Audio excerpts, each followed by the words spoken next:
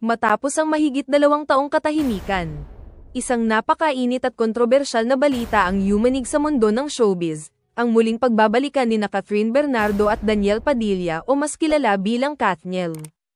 Isang balitang nagbigay liwanag at pag-asa sa kanilang milyon-milyong tagahanga. Ngunit sa likod ng masayang balitang ito, isang mas malaking isyu ang umusbong, ang umano'y pagbubuntis ni Catherine kay Alden Richards. Ano nga ba ang katotohanan sa likod ng isyong ito? Ano ang naging reaksyon ni Alden? Alamin ang buong kwento sa ating mainit na talakayan ngayon. Pagkatapos ng balitang stop na sa panliligaw si Alden Richards kay Catherine Bernardo, nabubuhay naman ngayon ang usap-usapang balikan daw ng Katniel. Sinasabi nag-umpisa raw ito last year pagkatapos mag-usap ni Catherine at Daniel Padilla sa dressing room ng aktres sa isang event last year. Matapos po niyan, lumakas na ang ugong na constant na raw magkausap ang dalawa. Ikinunok din niya ng netizens na posibleng dahilan kung bakit umatras na sa panliligaw si Alden. Wala pa pong pahayag sino man kina Kath, Daniel at Alden tungkol dito. Pero si Mommy Min Bernardo may mensahe sa fans. Huwag kayo masyado naniniwala sa mga fake news.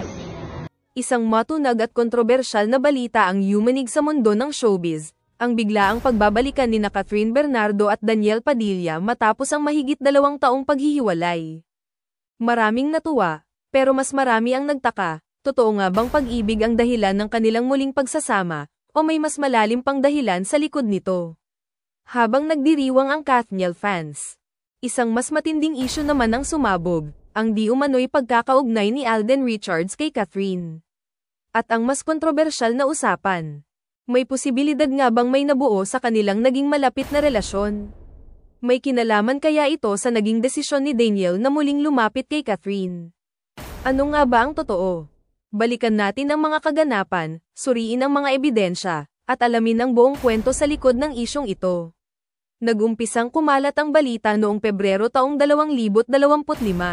Matapos mag-trending ang ilang larawan at video ni Catherine at Daniel noong araw ng mga puso. Sa mga larawang iyon, makikitang dumalaw si Daniel sa bahay ni Catherine. Bitbit ang isang napakalaking bouquet ng pulang rosas. Para sa ilan, simpleng pagbati lamang ito para sa Valentine's Day. Ngunit para sa mga fans, isa itong malinaw na senyales ng muling pagbubuklod ng Katniel. Ayon sa mga nakasaksi, hindi ito isang ordinaryong pagbisita. Nagtagal si Daniel sa bahay ni Catherine. At makikita raw sa kanilang mga mata ang seryosong pag-uusap, kasunod ang matatamis ng ngiti at tawanan. Ilang oras lang ang lumipas, naging trending topic na agad ito.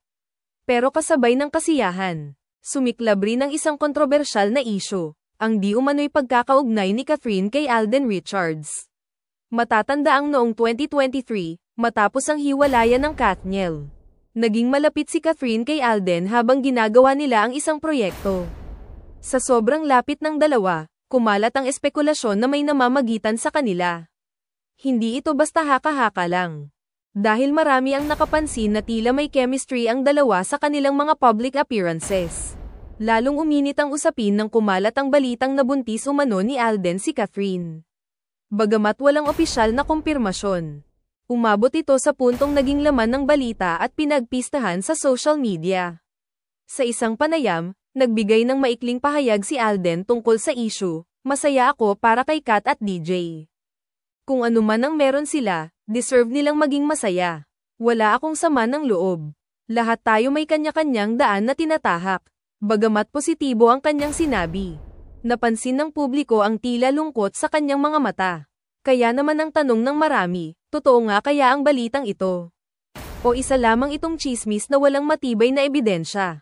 Habang may ilan ang nagsasabing haka-haka lamang ito, may iba rin namang naniniwalang ito ang dahilan kung bakit naghiwalay noon ang Katniel.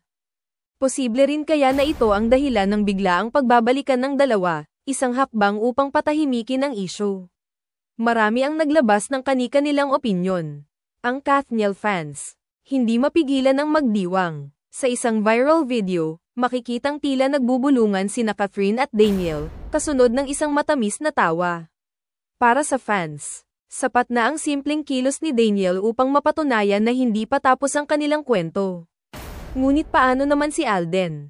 Ayon sa ilang ulat, nagkaroon ng pribadong pag-uusap sina Alden at Daniel upang tuldukan ang isyong kinasasangkutan nila. Isa kaya itong paraan upang mapanatili ang kanilang pagkakaibigan? O may mas malalim pang dahilan sa kanilang usapan? Habang patuloy ang espekulasyon, isang tao ang nagsalita upang payapain ang mga fans, si Mami Min Bernardo, ang ina ni Catherine. Sa kanyang mensahe, hinimok niya ang fans na huwag agad maniwala sa mga fake news, huwag kayo masyado maniniwala sa mga fake news. Diretsahan ang kanyang sinabi, ngunit hindi nito tuluyang pinawi ang mga haka-haka. Kung walang katotohanan ng isyu kay Alden, bakit tila may lungkot sa kanyang pahayag? At kung hindi totoo ang pagbabalikan ng Kathniel, bakit sila patuloy na nakikitang magkasama? Sa ngayon, nananatiling palaisipan ang tunay na kwento sa likod ng lahat ng ito. Sa isang sikat na talk show, tinanong si Alden kung ano ang masasabi niya sa muling pagbabalikan ng Kathniel. Wala akong ibang hiling kundi ang kaligayahan ng lahat. Isang neutral na sagot, ngunit para sa ilan, tila hindi ito sapat. Ano nga ba talaga ang relasyon ni Alden at Catherine noong 2023? At ngayong tila nagkakaroon ng bagong yugto ang kwento ng Kathniel. Mas lalong uminit ang tanong, may second chance nga ba ang dalawa? Posible kayang magkasama silang muli, hindi lamang sa totoong buhay kundi pati na rin sa pelikula at telebisyon. Ayon sa ilang insider, masaya raw ang pamilya ni Catherine sa balitang ito. Para sa kanila, si Daniel ang taong tunay na nagmamahal kay Catherine. Gayun din naman ang pamilya ni Daniel, boto pa rin sila kay Catherine. Ngunit sa likod ng kasiyahan, nananatili ang tanong, paano na si Alden? Sa kabila ng lahat, isang bagay ang malinaw, ang pagbabalikan ng Kathniel ay isang malaking balita sa mundo ng showbiz. Habang wala pang opisyal na kumpirmasyon mula kina Catherine at Daniel, nananatiling umaasa ang kanilang mga tagahanga sa mas marami pang masayang balita. Sa huli, ang tanong, makakamit na nga ba ng Kathniel ang kanilang matagal nang pinapangarap na happily ever after? Magbibigay na kaya ng linaw si Alden Richards tungkol sa tunay na estado ng kanyang relasyon kay Catherine. Maglalabas na kaya ng opisyal na pahayag sina Catherine at Daniel. Lahat ng ito, ating aabangan. Huwag kalimutang i-like, mag-subscribe, at i-turn on ang notification bell para hindi mahuli sa mga bagong updates, dito lang sa What's the Tea. Sa gitna ng mga espekulasyon at kontrobersya, isang bagay ang malinaw, ang bawat kilos at galaw ng mga iniidolong artista ay laging sinusubaybayan at pinagmamasdan ng publiko. Totoo nga bang pag-ibig ang nagpanumbalik sa kanilang relasyon, o may mas malalim pang dahilan na hindi pa natin alam? At ano naman ang tunay na papel ng isang aktor sa gitna ng usaping ito? Habang wala pang opisyal na pahayag mula sa mga taong sangkot, patuloy pa rin ang mga haka-haka at opinyon mula sa mga fans at netizens. Pero sa dulo, ang pinakamahalagang tanong, tayo ba ay nakikibahagi sa katotohanan, o nadadala lang sa ingay ng showbiz? Ano sa tingin nyo? Legit nga ba ang pagbabalikan? O isang paraan lang para patahimikin ang isang mas malaking issue? Iwan nyo ang inyong mga opinyon sa comments at abangan ang iba pang updates sa susunod nating talakayan.